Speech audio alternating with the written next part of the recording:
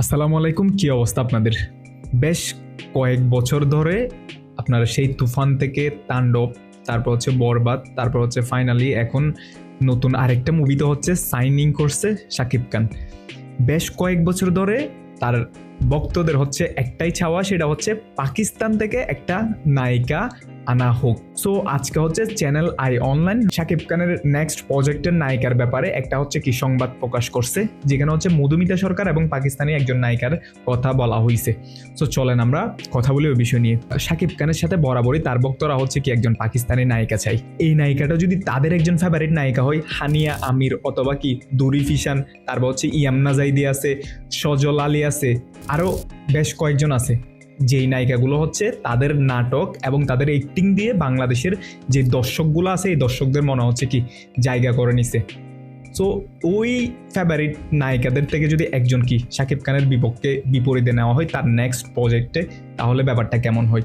Specially হচ্ছে channel I online যে কথাটা বলছে সেটা হচ্ছে কলকাতার মধুমিতার সাথে এখনো পর্যন্ত বাংলাদেশের কোনো ডিরেক্টর, সেটা মেহেদী হাসান হৃদয় হোক অথবা সেটা আবু হায়াত হোক, একজনও হচ্ছে এখনো পর্যন্ত যোগাযোগ করে নাই। তবে হ্যাঁ, অনন্য মামুনের শের মুভির জন্য মধুমিতার সাথে যোগাযোগ করা হয়েছিল এরকম কিছু জানা যাচ্ছে, যদিও বা বিভিন্ন জটিলতার কারণে বিষয়টা এখনো কি পরিষ্কার হয় নাই বলে জানা গেছে।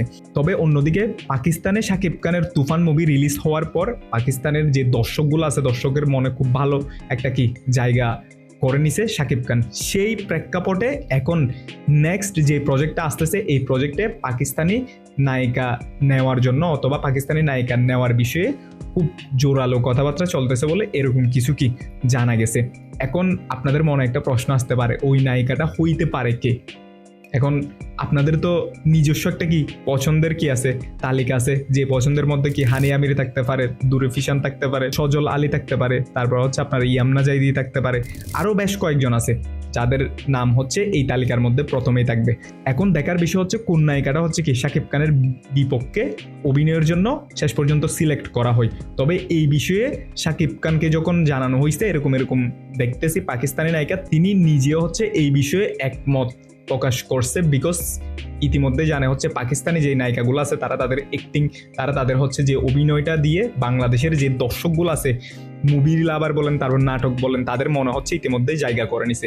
সেজন্য যদি পাকিস্তানি নায়িকা এবং বাংলাদেশের শাকিব খান একটা মুভি আসে, তাহলে এইটা নিয়ে হচ্ছে খুব বেশি চমক অথবা কি দর্শকরা যা চাই সেটা হওয়ার সম্ভাবনা খুবই বেশি কি রয়েছে। সো আপনাদের পছন্দের তালিকায় কে থাকবে পাকিস্তানি নায়িকাদের মধ্যে ফার্স্টে, সেটা অবশ্যই কি কমেন্ট সেকশনে জানিয়ে দিতে পারেন।